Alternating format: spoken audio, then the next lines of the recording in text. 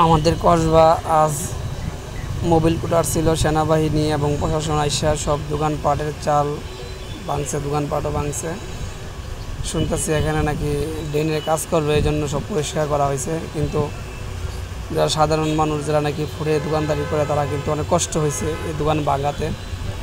তো কিছু করার নাই, তারা কষ্ট হইলেও কিছু করার নেই, ওরা ড্রেনের কাজ করবে এটাই শুনলাম। তো প্রত্যেকটা মানুষই এখানে ভোগান্তিক এবং এখানে বাজার আজকে লোকজন একবারে নাই বললেই চলে, একবারে কম।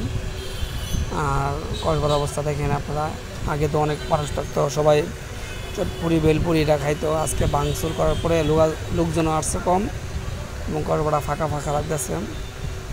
তো আপনারা দোয়া করবেন সবাই যেন আবার ভালোভাবে দোকানদারি করতে পারে সুন্দর করে। তো শুনতেছি ড্রেনের কাজ করার পরে মনে হয় আবার পরিপূর্ণ দোকানদারি সবাই করতে পারবে। তো সবাই বসে রয়েছে যার যার দোকানের পাশে, ভাঙচুর হয়েছে আজকে। আমি আবার বিকালে আসি, তো এই জন্য আসে দেখলাম এই অবস্থা।